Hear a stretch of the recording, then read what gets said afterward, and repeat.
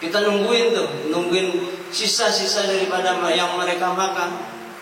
Saya mah kagak tahu, masih ikut-ikutan aja. Asal guru ngambil itu sudah makanan daripada nampan guru marabai, saya ikut makan. Ternyata di situ ada keberkahan, ada pahala yang besar yang kita dapatkan dari bekas makanan guru yang kita makan.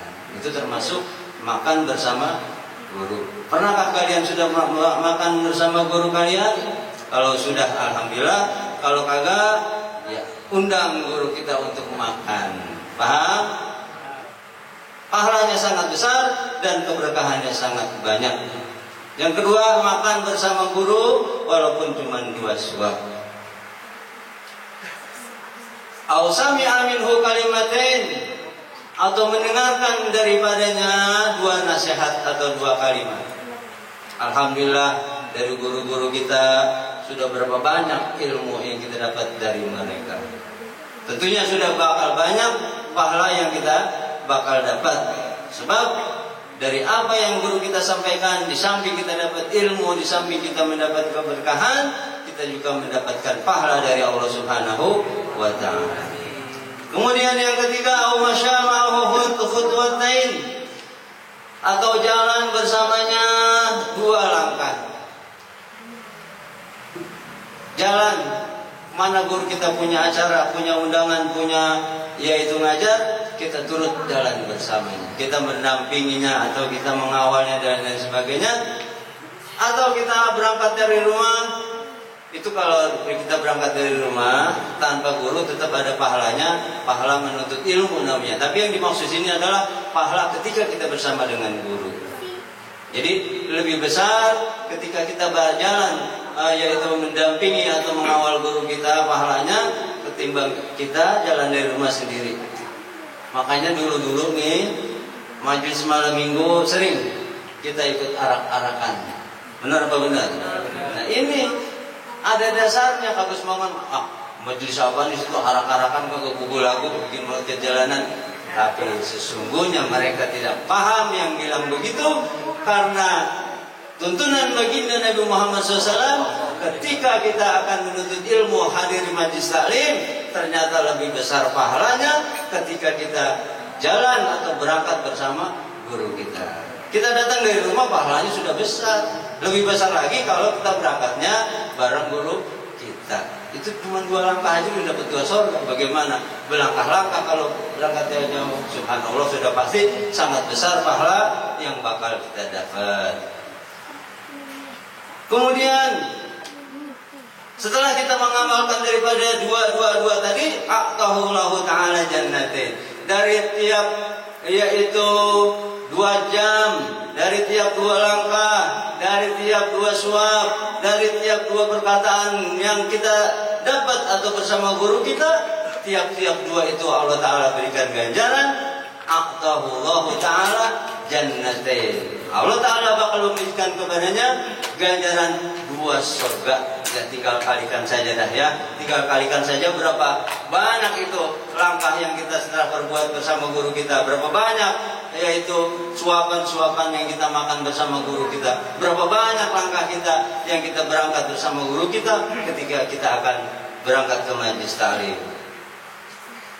Kullu jannatin mislu dunya marratain, dan tiap-tiap satu surga itu besarnya seperti luasnya langit dan bumi.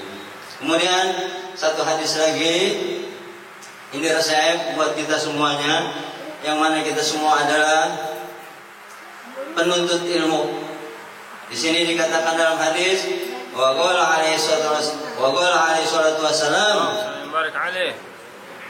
man arada an yahfazul ilma fa alaihi an yulazima khamsa khisalin.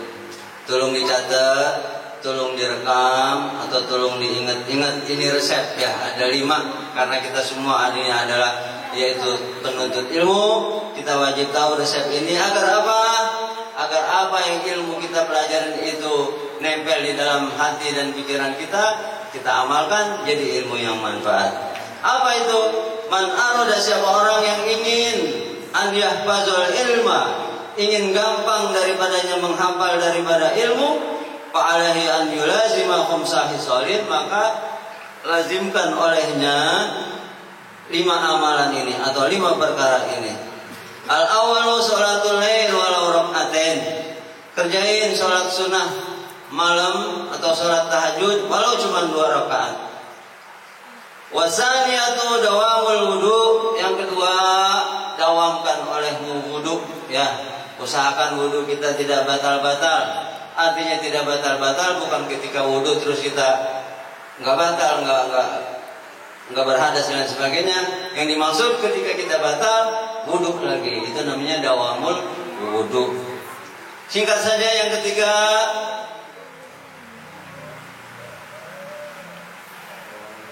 dawamul wudu wasani. Yang ketiga, wasali serta taqwa bisirri wal alaniyah.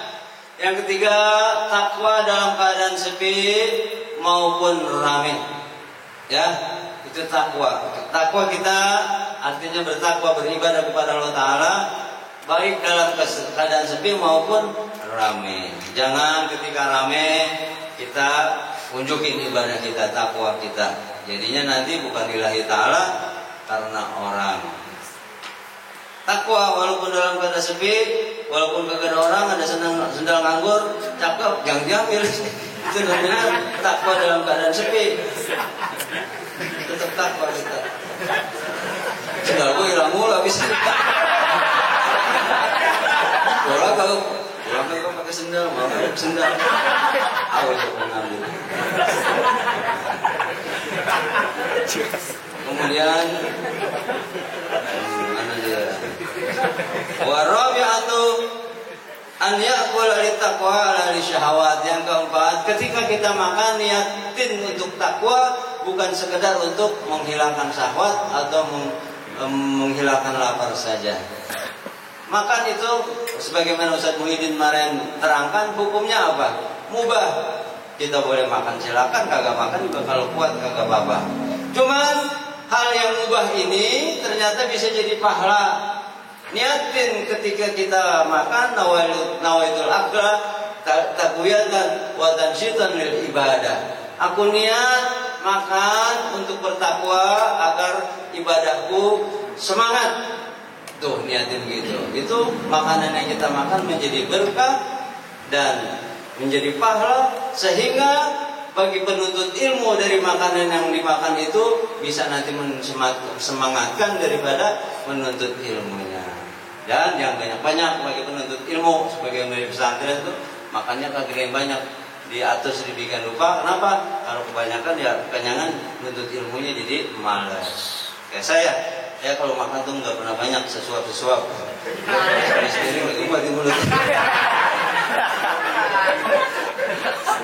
Jadi kemudian yang keempat, niatkan ketika kita makan untuk takwa, untuk ibadah, bukan hanya sekedar menghilangkan lapar atau memuaskan daripada nafsu kita. Tuh yang keempat. Kemudian yang terakhir, yang kelima, as-siwak, memakai siwak. Ya, siwak itu adalah yang menuntut ilmu kan yang dibersihkan hati, kenapa jadi gigi begitu? Ini adalah simbol, artinya ketika kita bersih dengan siwak, bersihkan hati kita. Ketika kita menuntut ilmu, bersihkan hati kita dari sifat hasud, dari sifat takabur, sombong dan sebagainya. Jangan sekali-kali memandang seorang guru itu lebih rendah dari kita. Kalau ingin ilmu yang kita peroleh dari guru kita menjadi ilmu yang manfaat, ilmu yang berkah. Itu artinya siwak daripada di samping sunnah, simbol juga sebagai kebersihan hati kita, agar ketika kita menuntut ilmu, hati kita benar-benar bersih kepada guru kita, tidak ada rasa sesuatu apapun yang jelek-jelek, sehingga ilmu itu dapat nempel ke dalam diri kita dan menjadi ilmu yang manfaat. Sedikit yang dapat saya sampaikan, mudah-mudahan ada manfaatnya. Insya Allah kita akan lanjut lagi pada pertemuan yang akan datang.